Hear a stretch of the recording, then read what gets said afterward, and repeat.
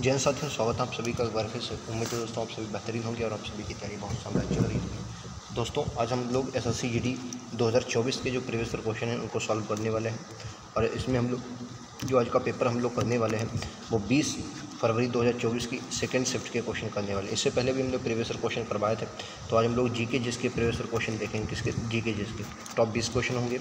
उम्मीद है एक अच्छा स्कोर आप लोग करेंगे और इनका हम लोग सोल्यूशन भी अच्छे से देखेंगे, कौन से क्वेश्चन सही होते हैं कौन से गलत, और किसकी ये शिफ्ट रही कमेंट सेक्शन में जरूर बताएं। चलिए बिना देरी की शुरुआत करते हैं आज के पहले क्वेश्चन से। और पहला क्वेश्चन आपकी स्क्रीन पर ये रहेगा, राइट आंसर क्या आपको बताना है। पहला क्वेश्चन शुरुआत करेंगे। पहला क्वेश्चन देखिए, क्वेश्चन कह रहा है सरकार को सलाह देने के लिए नीति आयोग नामक एक स्थापना की गई थी। तो नीति आयोग कैसी संस्था थी? अगर आपने अच्छे से नीति आयोग के बारे में पढ़ा होगा तो आपको पता होगा। नीति आयोग का पुराना नाम दोस्तों योजना आयोग था। क्या था? योजना आयोग इसका नाम था, योजना आयोग। ठीक है, योजना आयोग। प्रधानमंत्री नरेंद्र मोदी ने 2015 में इसका नाम बदलकर क्या कर दिया गया? नीति आयोग कर दिया गया। ठीक है, अच्छा ये क्या है? एक नैतिक विचार का समूह थी? नहीं, नीति विचारक समूह थी। कैसी? नैतिक नहीं बल्कि नीति विचारक समूह थी। जैसे योजना आयोग आपकी योजना बनाता था, उसी तरीके से नीति आयोग क्या करता था? ये नीति विचारक संस्था थी, नीति बनाने पर कार्य करती थी। क्लियर है? उम्मीद आप सभी को ये बात पता होनी चाहिए। चलिए नेक्स्ट क्वेश्चन पर चलते हैं। अगला क्वेश्चन आपकी स्क्रीन पर ये रहेगा, राइट आंसर क्या होगा। अगले क्वेश्चन पर चलते हैं। अगला क्वेश्चन बहुत ध्यान से पढ़िएगा। तेरा संगीत नाट्य अकादमी नृत्य और नाटक के लिए भारत की राष्ट्रीय अकादमी है, जिसे सबसे पहले इंपॉर्टेंट ये बात है कब स्थापित किया गया? तो 1992 में सरकार के एक प्रस्ताव द्वारा बनाया गया। इसके पहले डॉक्टर पीवी मन्नार थे। तो क्वेश्चन ही आपको डेस यहाँ पर लगाया गया, किसने प्रस्ताव दिया था? तो right answer option number C होगा, शिक्षा मंत्रालय इस क्वेश्चन का राइट आंसर हो जाएगा। ठीक है, शिक्षा मंत्रालय। नेक्स्ट क्वेश्चन पर चलते हैं। अगला क्वेश्चन देखिए, कह रहा है जून 2023 में महिला उद्यमियों को सशक्त बनाने के लिए डे नुल्म के साझेदारी की है। तो किसके? देखिए ये करंट का क्वेश्चन है, शायद आपको ना पता हो, लेकिन आपको याद रखनी है। इस क्वेश्चन का राइट आंसर दोस्तों यूएनडीपी हो जाएगा। यूएनडीपी की अगर आपसे स्थापना पूछता है तो याद रखें 1965 में इसकी स्थापना होती है। UNDP United National Development Programme इसका फुल फॉर्म हो जाएगा। 1965 में इसकी स्थापना होती है। न्यूयॉर्क में इसका मुख्यालय है, ये भी बात आपको याद रखनी है। नेक्स्ट क्वेश्चन पर चलते हैं। अगला क्वेश्चन आपकी स्क्रीन पर यह रहेगा, कि भारत में अनुच्छेद 333 में उपबंधों के अधीन रहते हुए प्रत्येक विधानसभा में अनधिक सदस्यों मिलकर बनी है। कहने का मतलब ये है, जो विधानसभा बनती है, विधानसभा कौन दोस्तों? विधानसभा जो बनाई जाती है, विधानसभा में कितनी ज़्यादा सीटें नहीं हो सकती। तो आपको याद रखने, विधान में अधिकतम जो होती हैं वो 500 सीटें रह सकती हैं। कितनी? अधिकतम 500 सीटें रह सकती हैं। राइट आंसर सी होगा। अच्छा ये भी पूछ दें कि सबसे मतलब अगर कम से कम रखना चाहें, कम से कम कितनी? तो सबसे ज़्यादा अधिकतम 500 और कम से कम 60 सीटें रहना कंपलसरी है। लेकिन इसके अब बात जैसे सिक्किम है, सिक्किम में आपकी 60 से कम सीटें हैं। सिक्किम में क्या है? 60 से कम सीटें, क्योंकि सबसे कम जनसंख्या कहाँ की है? तो क्या बोलेंगे? सिक्किम की है। तो इसलिए यहाँ से 60 से कम सीटें हैं। तो कुछ अब बात है, लेकिन वैसे नॉर्मल देखा जाए तो अधिकतम कितनी? तो क्वेश्चन यही पूछा, अधिक सदस्यों नहीं हो सकती, मतलब 500 से अधिक नहीं हो सकती और 60 से इसकी संख्या कम नहीं हो सकती। ये बात आपको याद रखनी है। ठीक है, चलिए नेक्स्ट पे चलते हैं। अगला क्वेश्चन पूछा है, हर वर्ष अगस्त के दूसरे शनिवार को अलापुझा के पास आयोजित करने वाली नेहरू ट्रॉफी, बहुत इंपॉर्टेंट है, प्रतियोगिता श्रेणी में सबसे प्रतिस्पर्धी और लोकप्रिय है। तो इसमें क्या होता है? देखिए अगर आपने कर्नाटक में कंबाला दौड़ पढ़ी होगी, कौन सी होगी? कंबाला एक त्यौहार होता है, कंबाला क्या होती है? दौड़ भी होती है। ठीक है, तो ये कंबाला क्या है? सीधा क्वेश्चन पूछा है कंबाला क्या है, तो कंबाला याद रखेंगे ये क्या होती है? भैंसा दौड़ होती है। भैंसा दौड़ यानी भैंसा दौड़, और इसमें भैंसा का जो होता है युद्ध भी होता है। ठीक है, तो भैंसा दौड़ है ये। ठीक है, कंबाला, और ये कहाँ पर होती है? कर्नाटक में होती है। ठीक है, ये ऐसे क्वेश्चन आपके एग्जाम में पूछे जाते हैं क्योंकि त्योहारों से रिलेटेड होते हैं। उसी तरीके से सेम क्वेश्चन आपका याद रखने हैं, ये अलापुझा सबसे पहली बात कहाँ होती है? अगर सीधी क्वेश्चन नेहरू ट्रॉफी कहाँ होती है तो क्या बोलेंगे? ये केरल में आयोजित होती है। केरल में, ठीक है, केरल में आयोजित होती है। नौका दौड़ प्रतियोगिता है, इसे जल्लीकट्टू भी कहा जाता है। क्या बोलते हैं? जल्लीकट्टू भी। नॉर्मल अपनी जो भाषा है उसे जल्लीकट्टू भी बोलते हैं। याद रखेंगे, नौका दौड़ होती है और ये पोंगल जो त्यौहार मनाया जाता है उसी में होती है। राज्य कौन सा है? केरल राज्य है, याद रखेंगे, इंपॉर्टेंट है, आपको याद रखें। क्या है? एक नौका दौड़ प्रतियोगिता है, यहाँ पर नेहरू ट्रॉफी दी जाती है। अगर मैं बात करता हूँ, क्या ये आपने कोई फिल्म देखी? बिल्कुल। अगर आपने हीरोपंथी फिल्म देखी हो, कौन सी?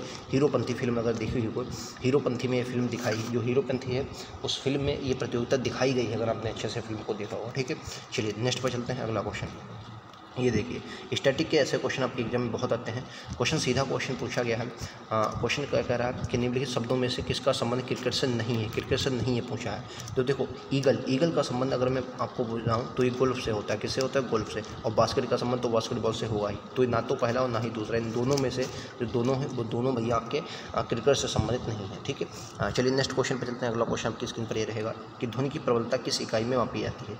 तो आप सभी को पता होगा, ध्वनि की जो प्रबलता है वो डेसिबल में मापी जाती है। इसमें डेसिबल में मापी जाती है। उम्मीद आप सभी को क्वेश्चन पता होना चाहिए। ठीक है, चलिए नेक्स्ट पे चलते हैं। अगला क्वेश्चन देखिए, सुप्रीम कोर्ट के पूर्व न्यायाधीश आंध्र प्रदेश के राज्यपाल के रूप में नियुक्त हुए। ये क्वेश्चन जब आया था तो बहुत इसमें मतलब लोगों को शंका थी कौन सा क्वेश्चन था, कैसा क्वेश्चन था। आप लोग देख सकते हैं एस अब्दुल नज़ीर इस क्वेश्चन का राइट आंसर हो जाएगा। करंट का क्वेश्चन था, ऐसे क्वेश्चन करंट में आपको पढ़ने हैं, ठीक है, तो इंपॉर्टेंट हो जाएगा। सुप्रीम कोर्ट के पूर्व न्यायाधीश रह चुके और आंध्र प्रदेश के राज्यपाल नियुक्त हुए थे। नेक्स्ट क्वेश्चन पर चलते हैं। अगला क्वेश्चन, केरल जनगणना 2011 के अनुसार निम्नलिखित में से राज्य महिला जो साक्षरता दर है, साक्षरता दर सबसे अधिक किसकी थी? तो क्वेश्चन का राइट आंसर केरल का हो जाएगा। केरल की वैसे भी सबसे अधिक थी। और सबसे कम अगर साक्षरता दर पूछी जाए सबसे कम किसकी थी? सबसे कम राज्य में अगर बात करते हैं तो बिहार की सबसे कम किसकी हो जाएगी? बिहार में। अच्छा, अगर यूटी यानी केंद्र शासित प्रदेश में अगर पूछ ले सर्वाधिक किसकी थी? अगर सर्वाधिक पूछ ले जो साक्षरता दर थी किसकी थी तो क्या बोलेंगे? लक्षद्वीप की। किसकी दोस्तों? लक्षद्वीप की थी, याद रखेंगे, ठीक है। इंपॉर्टेंट क्वेश्चन है, ऐसा क्वेश्चन आपको याद रखने हैं। नेक्स्ट क्वेश्चन पर चलते हैं। अमृतसर की संधि किस वर्ष हुई थी? तो अमृतसर की संधि याद रखेंगे ये 1809 में हुई थी। और किसके? अंग्रेज तो इसमें होंगे ही क्योंकि अंग्रेजों से संधि हुई थी। और प्लस में राजा रणजीत सिंह, ठीक है, याद रखेंगे। कौन थे? राजा रणजीत सिंह थे, याद रखेंगे। राजा रणजीत सिंह के मध्य हुई थी। कई बार क्वेश्चन ये भी पूछा है कौन सी जो अमृतसर की संधि थी ये किसके मध्य हुई थी? तो 1809 में संधि हुई थी। अंग्रेजों और राजा रणजीत सिंह के बीच ये संधि हुई थी। नेक्स्ट क्वेश्चन पर चलते हैं। क्वेश्चन थोड़ा बड़ा है लेकिन बहुत सरल क्वेश्चन है। कह रहा भारत सरकार द्वारा आयोजित आर्थिक सामाजिक जाति जो जनगणना 2011 के अभाव को मापने के लिए निम्नलिखित में से कौन सा एक मापदंड नहीं है? ऐसे परिवार जिनमें कोई सक्षम सदस्य नहीं है, ये तो भाई मापा जाता है, इसमें ऐसा मापा जाता है। ऐसे परिवार जिनमें 15, ये क्वेश्चन का राइट आंसर नहीं होगा। ये वयस्क महिला नहीं, ये क्वेश्चन का राइट आंसर नहीं है क्योंकि क्वेश्चन में क्या पूछा नहीं है, ठीक है, याद रखेंगे। नेक्स्ट पर चलते हैं। संविधान सभा को देश ने भारत के संविधान को बनाया था। तो आपको पता होना चाहिए भारत जो संविधान सभा बनाएगी, सबसे पहले आपको संविधान सभा के बारे में कुछ बातें बताते हैं। आप सभी को पता है संविधान सभा पहले कौन सा था? कैबिनेट मिशन आता है। कैबिनेट मिशन जो आता है ये 1946 में आया। इसी के आधार पर संविधान सभा को बनाया गया, ठीक है। संविधान सभा की पहली बैठक कब होती है? तो क्या बोलेंगे? 9 दिसंबर 1946 को पहली बैठक होती है, ठीक है। इसके अध्यक्ष कौन बनाए गए? डॉक्टर सच्चिदानंद सिन्हा इसके अस्थायी अध्यक्ष थे। उसके बाद दूसरी जो बैठक हुई 11 दिसंबर 1946 को होती है। ये भी बहुत बार एग्जाम में क्वेश्चन पूछा, क्यों? क्योंकि इसके स्थायी अध्यक्ष बनाए गए थे। और स्थायी अध्यक्ष कौन बनाए गए थे? तो डॉक्टर राजेंद्र प्रसाद। कौन? डॉक्टर राजेंद्र प्रसाद जो थे, राजेंद्र प्रसाद इसके स्थायी अध्यक्ष बनाए गए थे, ठीक है।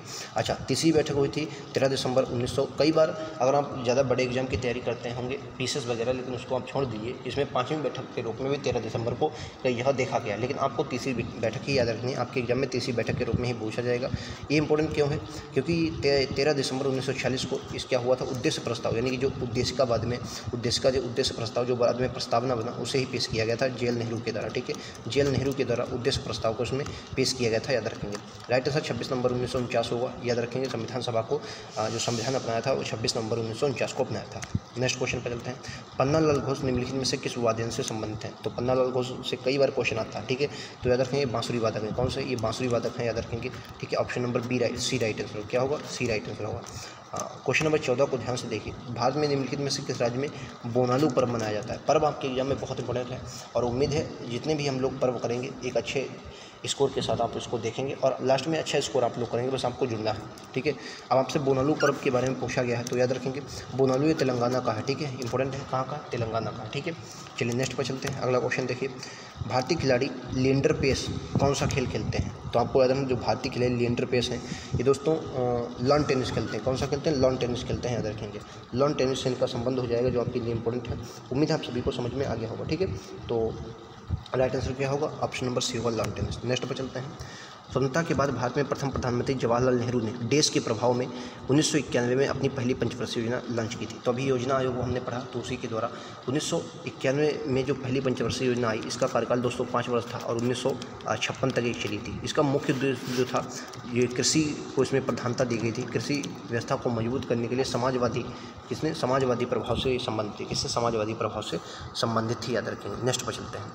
निम्नलिखित में उत्तर प्रदेश में इंडो फारसी नृत्य शैली का नाम बताइए। इंडो फारसी नृत्य शैली, देखो गरबा कहाँ का है? गुजरात का है, आप सभी को पता होगा, ठीक है, गुजरात का है। कथकली दक्षिण भारत की हो जाएगी और कथक कहाँ का है? तो कथक ये यूपी का हो जाएगा। और क्वेश्चन यही तो पूछा है कि उत्तर प्रदेश के बारे में बताना, तो कथक इस क्वेश्चन का राइट आंसर है, ठीक है, सी राइट आंसर होगा। क्वेश्चन नंबर 18 देखिए।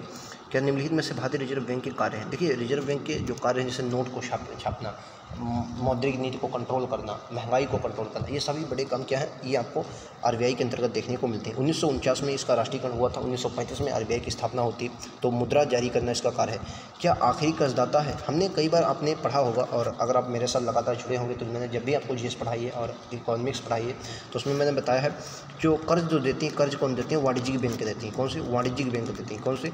वाणिज्यिक बैंक देती हैं। और उसने आपको ये भी पढ़ा होगा कि आखिरी कर्ज जो कर्ज देती है वाणिज्यिक बैंक देती हैं। लेकिन फिर आखिरी कर्जदाता आरबीआई कैसे हुआ? देखिए, जब वाणिज्यिक बैंक के पास आप कर्ज लेने जाते हैं और वाणिज्यिक बैंक के पास पैसा नहीं होता है तो वाणिज्यिक बैंक भी किसी आरबीआई से ही पैसा लेती है। यानी कि अंतिम कर्जदाता, जो अंतिम ऋणदाता है वो कौन है?